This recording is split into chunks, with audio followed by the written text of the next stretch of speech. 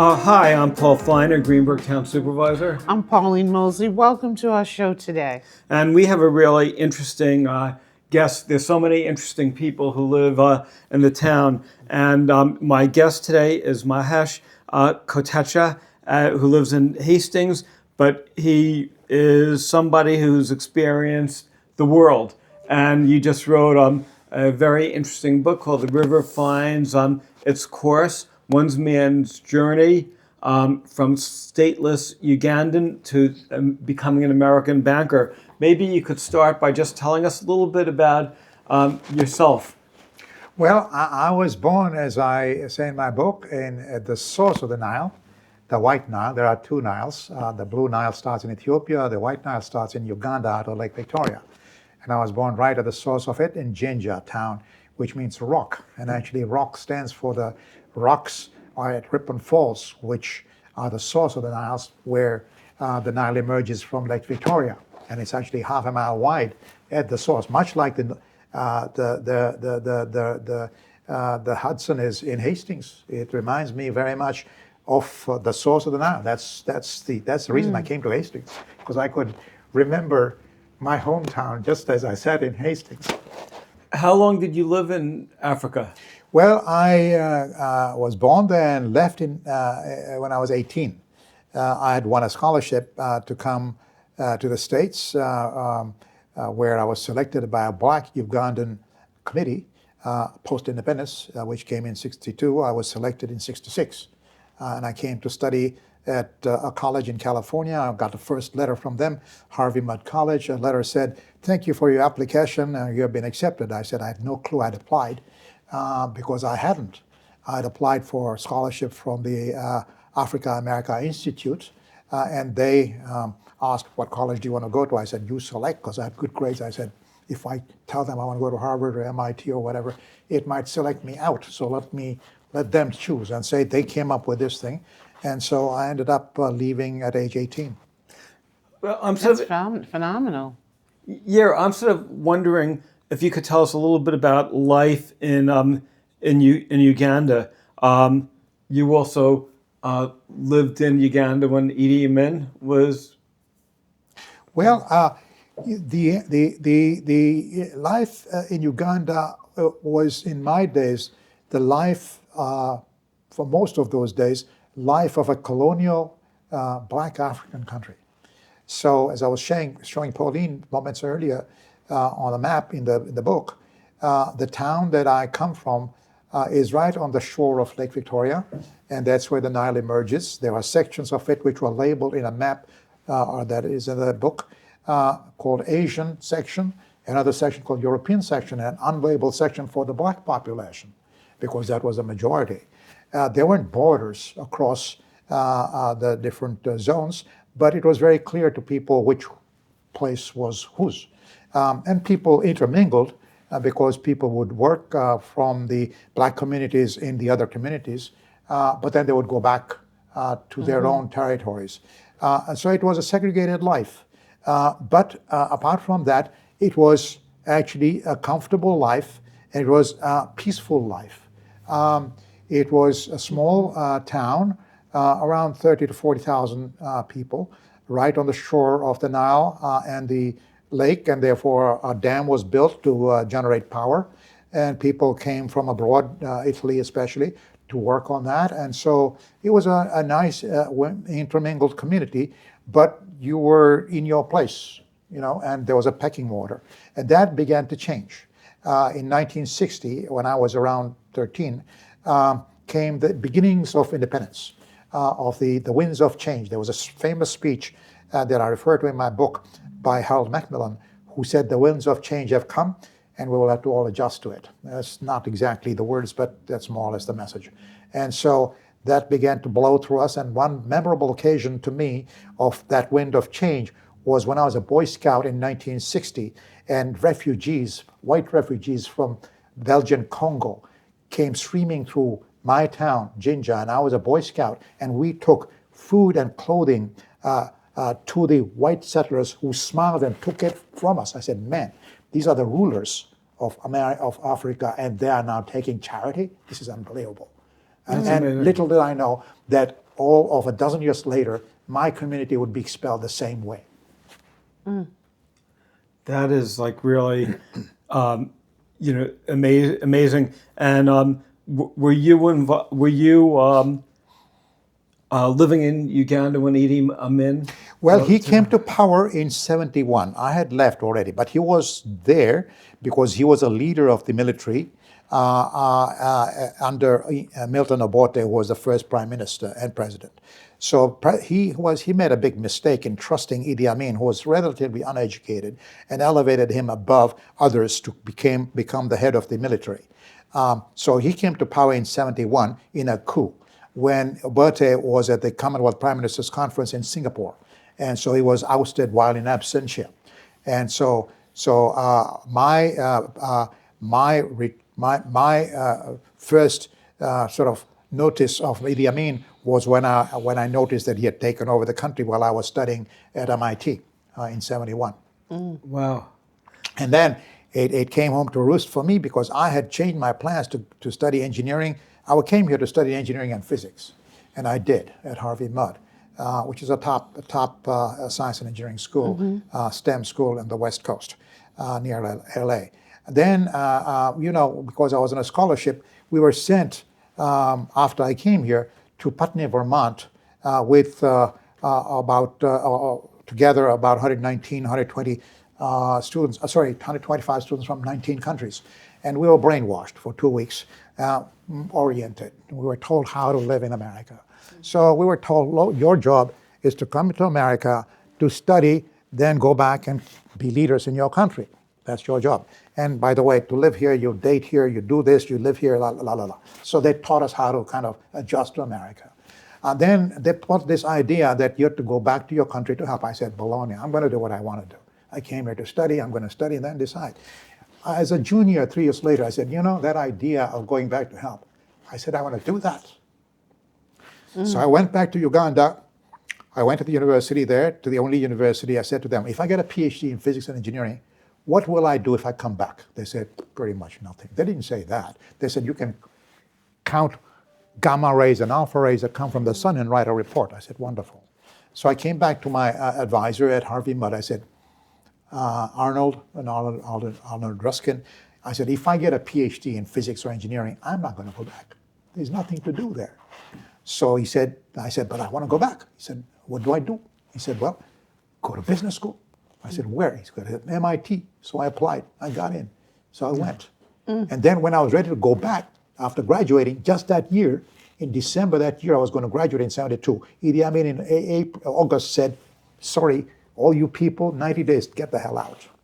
All the Asians are getting out. I was outside. So when I applied to get my passport renewed in 74, they said, sorry, we were trying to kick you out in 72. You didn't come back, so we kick you out now. I was at the UN at the time. So basically my first career ended before it began, because I was going to go back. And so I was totally heartbroken. I said, what do I do now? I changed my plans to go back. Now they say they don't want me. So what do I do? Well, I ended up working at the UN. And I was parking there to see if the world would turn and I could go back after Idi Amin left. But then the UN told me I was stateless, therefore I could not be a staff member. I had to be a project staff. And I would just keep on going from project to project and never rising up the ranks. I said, that's baloney. I'm not going to do that. So the UN High Commissioner for Refugees said, you want to rise over here, go get a country first and then come back. So then when I got the UN job, I had one interview, one offer. I took it because I thought it was on the path going back. When I left, when I'm at the UN, I got a refugee status as a political refugee in the US. It was actually thanks to Ed Koch and Ted Kennedy, who pressed the U.S. State Department to accept refugees. So 1,500 were accepted. I was one of them. And then once I got that, I could work. So I applied 200 letters to get jobs, 3 interviews, 1 offer, which was from the Federal Reserve. And I said to the Fed, only if you get me papers in the U.S., New York Fed. They said, we'll look into it. They said, we've never done it before, but we'll do it for you. Then I said, okay, now the time has come. I have to decide what to do. I was so torn because UN was my path back to Uganda. If I left, I was not going to go back. So I said, this is cutting it, okay? And I was torn. Every day I pulled myself for a month in August of 1972. Yes, no, yes, no. The vote was 16-15. I said, Mahesh, you got to go. So I went. And it was the right decision to go to the Fed. But then I was bored of the Fed because it was, I was working on international population planning at the UN. I was going around the world doing a worldwide study on contraceptives, supply and demand, and doing all kinds of important stuff. And then at the Fed, my job partly involved counting whether we should change paper clips and forms to save some money. Change the format. I said, my God, I was here and I'm down here. And so I found my way into the international department. And I got involved in helping foreign central banks manage their money in the US markets because they have foreign exchange reserves, which the Federal Reserve manages for them in part, because that's the way they know, the Fed knows what's going on. And they can take that into account in monetary policy making. So I got involved in that, and that led to my figuring out what I wanted to do. That's amazing. So you've had such an interesting life, and it's all Very interesting. in your book, The River Finds Its Course. Yes. Its course. Right now, the world is changing, especially under President Trump, and attitudes towards immigrants is much different. What's your thoughts about what's happening with the United States right now? Well, I would say three things, Paul, if I may say, Paul. Sure. So one,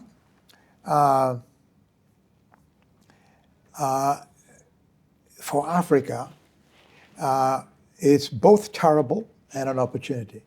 It's terrible because the USAID has been disbanded. In the place where I studied in Kampala, at the Aga Khan Secondary School, in Kampala, there is a Mengo hospital. That hospital was serving until this April 9,000 patients with AIDS, with 26 staff. That was funded by PEPFAR, which is a program set up by George Bush II, by W. And it's the most successful US aid program, frankly. It has saved millions of lives because it was geared at providing medications, antiretrovirals for AIDS patients. That's been terminated. So number one effect is that millions of people around the world, including in Africa, will die as a result of the termination of the USAID program for support of AIDS. Others are trying to pick it up. I'm trying to help a little bit, but we don't have the resources. Others don't have the resources that the US had. That's number one. So for Africa, the other part is that because Trump is a transactional guy, he has actually promoted peace between Rwanda and Democratic Republic of the Congo, and is prepared to engage in trade agreements.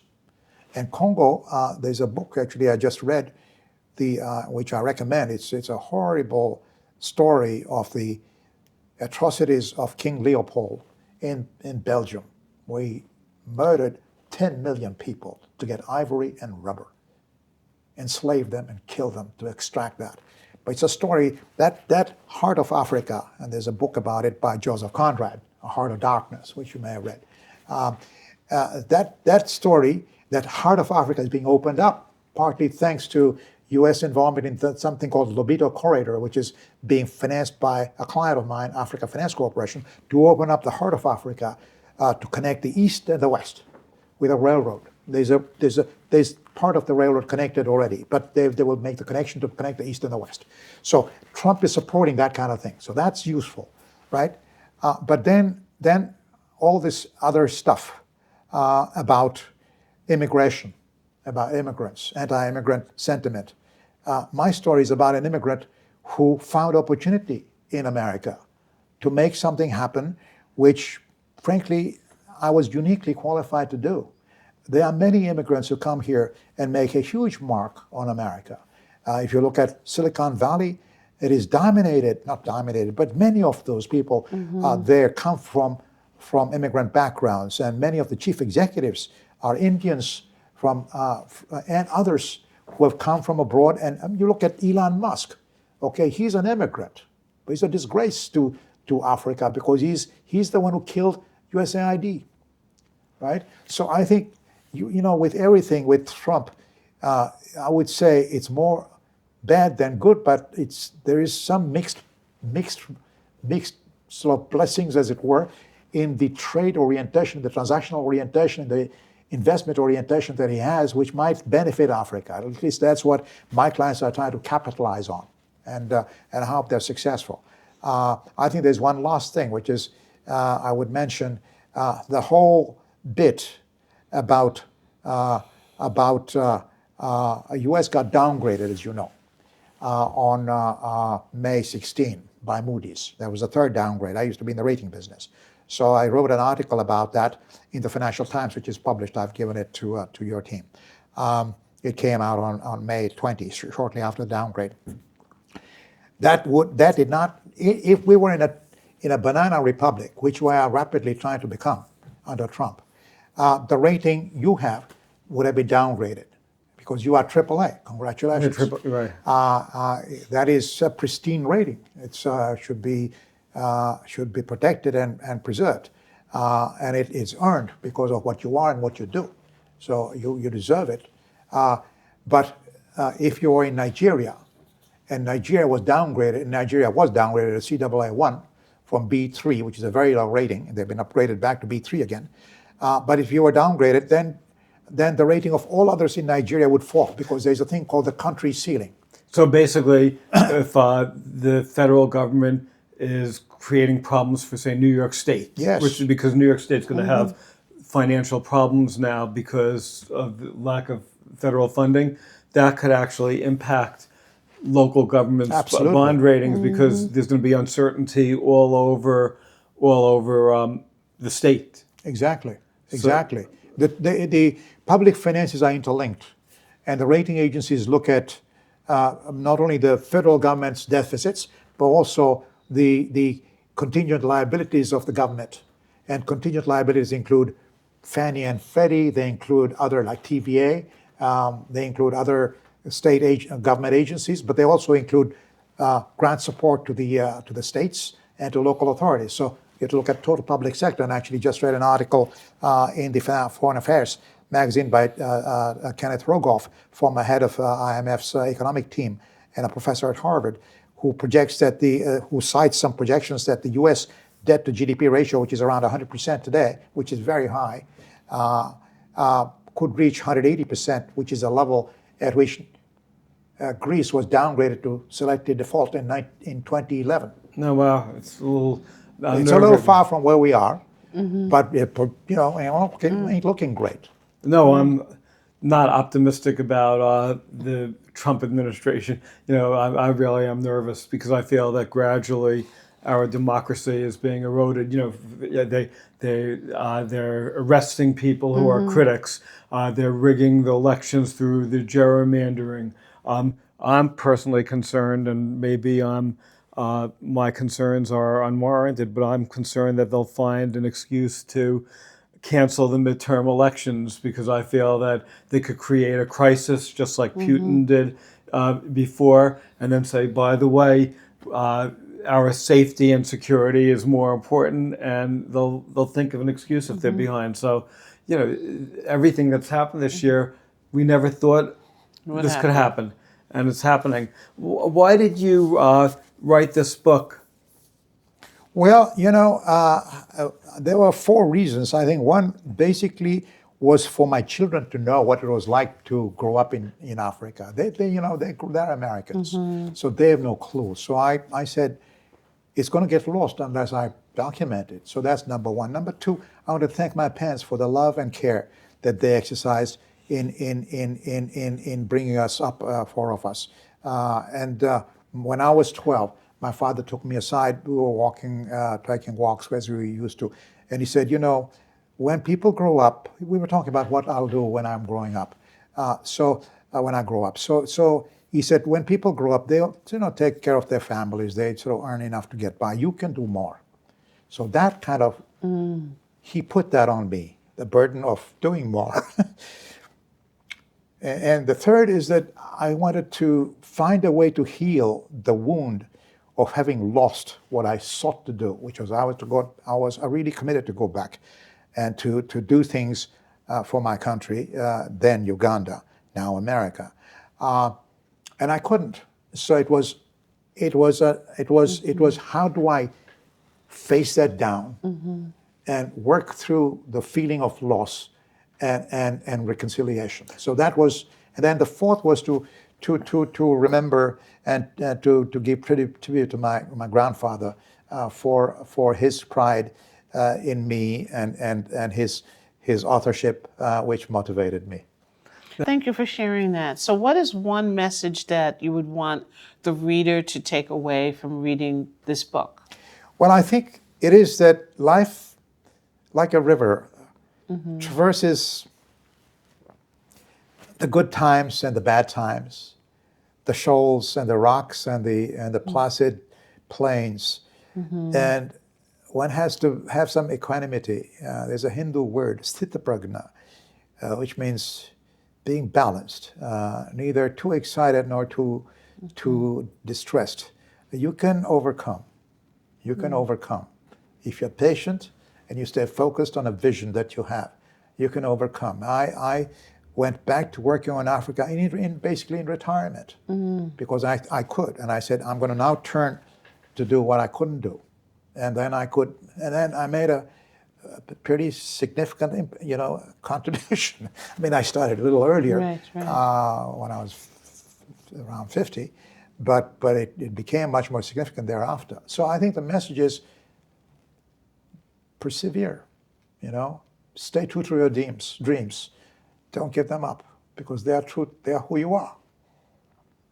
It was interesting because I thought there was an article, I think in the Wall Street Journal or the Times just a few days ago, that now President Trump doesn't want to let immigrants study here because he's afraid that they're going to go back to the country and then you go back, say, to China and then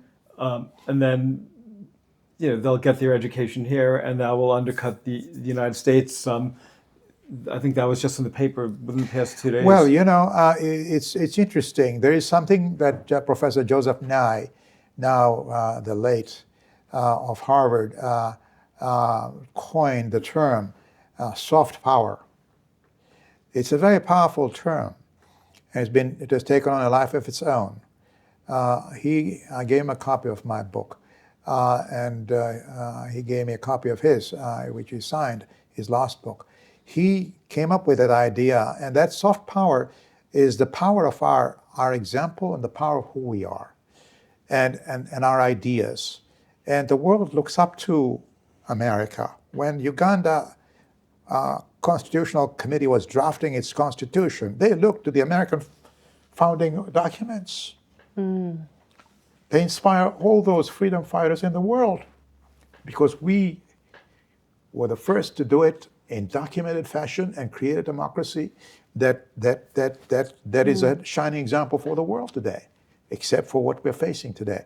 So I think that it is very short-sighted to say that they'll take our ideas and run and take them and steal them. I think that it's very short-sighted to think that an idea as a national identity, an idea is an idea. It's for forever. And it's for all. And I think the ideas that we have can spawn innovation. They can spawn innovation in this country and outside, and that can benefit all the world. That is true. That's very true. How could people get the book?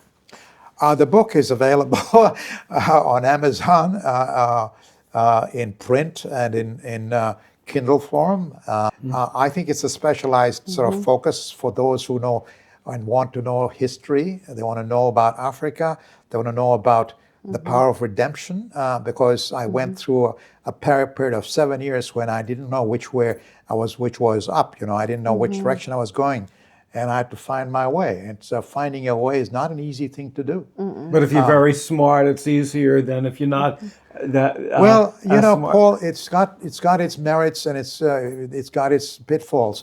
Being smart means you doubt yourself more and you find more reasons not to do things, and to do things also become more challenging because you find all kinds of reasons why you could anticipate issues. So it depends on your attitude. You have to take a positive attitude of can do. Actually, It's true. now I'm glad that I'm not as smart because now I realize that because I've always been a concept person. And if I was really Right. very smart, I would probably be overanalyzing everything, and nothing would have gotten Yes, done. exactly. Analysis there's- paralysis, exactly. So good. Now I'll use that quote. Can You do live it. in Hastings, I do, yes. and could you tell us? Hastings is a very special place because I think they have more Nobel Prize winners than any place in the world. Including my professor, Robert Merton. I took courses from him in 1972, before he got his Nobel, and he taught things that he got his Nobel on in my class. Yeah, and Vanessa Merton, Yes, his yes, sister, she just was passed a away, I friend. believe, yes. And I had run for Congress, and Robert Merton did a fundraiser for Oh, me. how nice. But he was I lost by like a landslide to Ben Gilman. But you came back on other things. It was exciting. What's special about Hastings? Well, Hastings is a wonderful community. We used Arthur Riolo as agent, not in advertising. He's a great guy, and Peter Riolo and company. And then they took us to the house that we bought, but it was 30 houses later. Because I was an optimizer. I said to my wife, no, this doesn't have this, la la la la la. So we looked at 29 other houses, and then came right back to that. And it's because it doesn't have a view of the river except in the summer, when in the winter when leaves fall, and then I can see the river from my study. But my wife said, you can buy a painting. So we bought a painting of Corton Point and put it in the living room. And what's special about Hastings is that it reminds me of the waterfront in where I grew up. Beautiful. And it's a community of intellectuals and professionals and a mixed community which is open to all. And it's small and beautiful. It really is an amazing community. I used to live there, and it's really the intellectual capital of this whole region. And the people are activists, and they always express themselves. But it's like democracy at its best. And every 5 or 6 years, there's a group that's trying to go after the group that's in. But this has been since I've been in office 1 year. I'll never forget. There was an uncontested election for school board, and the candidate who was running unopposed lost. And that could only happen in Hastings. in Hastings. And I'll never forget the Unopposed and lost. yeah, because I'll never forget. I was voting. It was a school board election, and I got there like say 5 of 9. I had to wait like an hour before I voted. They were online and they were giving out pencils, and they voted somebody who was written in. yeah, and Instead. it was really Fantastic. interesting. But that's democracy, and Fantastic. I hope in the United States we don't lose our democracy. So By the way, Nikki says she knows you and she sends her regards. Oh, great. She is terrific. Terrific. And thank you so much for joining us. And Thank I'm you. going to read every page in this book, and I'll learn a lot from it. And we're so lucky to have you in our community. Yes, thank you. Well, so thank you very much for inviting me over here. It's a real honor and a pleasure to be here. And it's really wonderful that America is so open to immigrants, notwithstanding what Trump says. I think that this is one of the most open societies in the world. It welcomes foreigners, and I think we will go back to doing that more formally than we are doing currently. I hope that we can overcome what we're going through in the interregnum that we have had, which we will, I'm sure, overcome. Thank you. Thanks so much. Thank you. Thank you, Pauline. Thank you.